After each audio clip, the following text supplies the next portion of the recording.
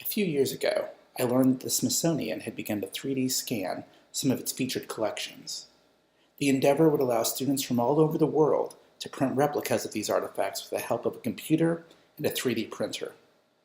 Since hearing this and all the interest generated by the National Museum of African American History and Culture, I've toyed with the idea of creating a pop-up museum for my Religion 101 course, Signifying Religion and African American Worldview.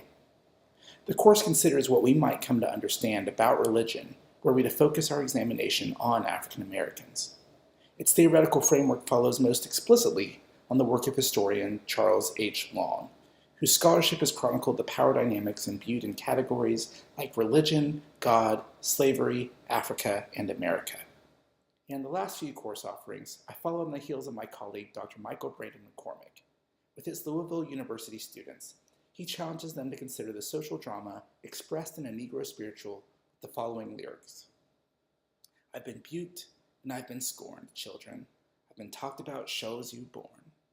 There's trouble all over this world, children. Ain't gonna lay my religion down. Religion. Can't live with it, can't live without it, but what do we make of it? And I challenged my Religion 101 students to wrestle with this by helping me to create a museum. Each student chose a discourse around which African Americans have signified religion, including truth claims, scriptures, social activism, violence, aesthetics, and so on. Students were responsible for creating a 3-artifact exhibit that included a photograph from the local Lancaster African American Heritage Walk, part of which overlaps with the Underground Railroad, a selection from an African American historical archive, and a 3D printed object emblematic of their discourse, as it appears in the African American experience. What started out as a fun final project became our Signifying Religion and African American Worldview pop-up museum. The students' work appeared as part of Elizabethtown College's January Social Justice Week, February Black History Month festivities, and the end-of-year Scholarship and Creative Arts Day celebration. Community members from the college and beyond got the opportunity to rethink religion from the complex histories of African Americans. So this episode of The Outgrowth is a pastiche of how we did it, and that's coming up right now.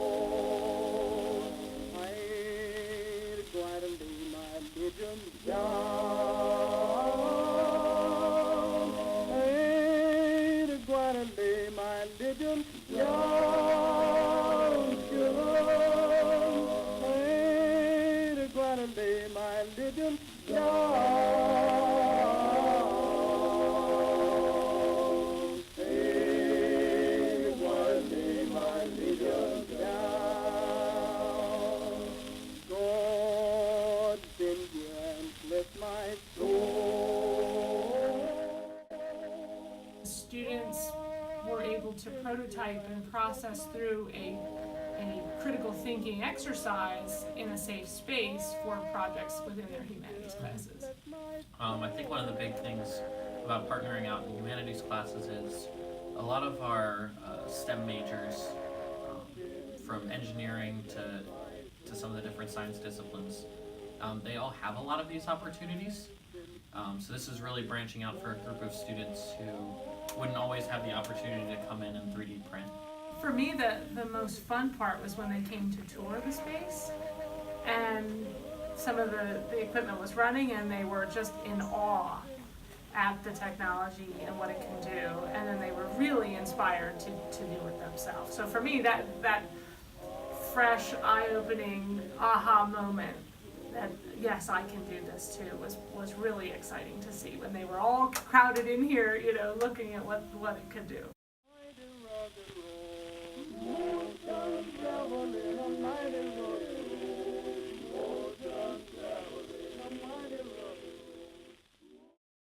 neat because we were able to get in at all different aspects and at different stages, and many people helped. So I should just credit Rachel, our archivist.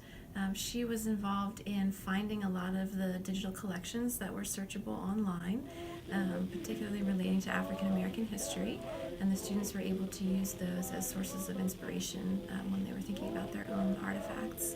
And then Jen, the Instruction and Scholarly Communications librarian, and I just chatted with Dr. Newton a little bit and helped his students with the actual installation of the display, just what would go into sort of the museum-like setup of the pop-up exhibit. And I remember standing with Richard one afternoon, and we were trying to figure out how to sort of elevate in height those objects a little bit. And then we thought, well, my goodness, we're in a building filled with books, so why don't we use books relevant to the theme attached to each student's artifact, just to bolster the meaning of the display a bit more. So we thought that was great. And then Jen helped to create that list of books to pull as well. And then the display itself, I think, sat out on our reference shelves in full display as soon as you walk in the front door, through Social Justice Week, through all of the college's Martin Luther King events. And it was just really neat to see the faculty and students and staff sort of parading through each row and really taking time to read what the students had put together. So It's often said that if you can teach something, that's evidence that you know it intellectually. But I think that if you can create something artistically through aesthetics, that's evidence that you know it emotionally or spiritually to your core. Since the knot is pointing upward, it's signifying that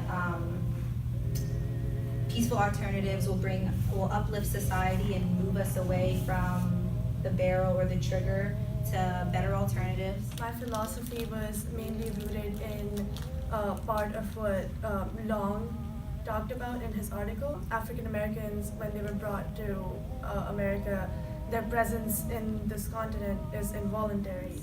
Basically, I said that without the experience, it's very hard to understand where social actors are coming from, to understand the meaning. With the sacred works and text, if an African American may have lost their spot, going back and reading in the sacred text brings about feelings of hope.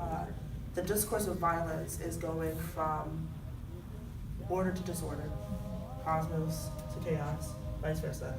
Oppression to the oppressed to the oppressor, and the back and forth between power and how power is the desire. So.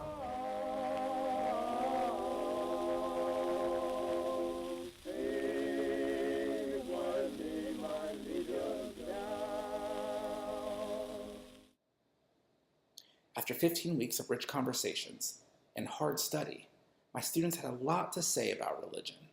And while it's easy to say religion is hard to define, that people signify the term in its own way, the class arrived at what I think is an even more profound observation.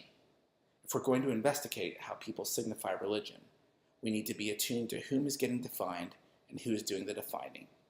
Not a bad place to end, not a bad place to start, but that's all for now. Till next time.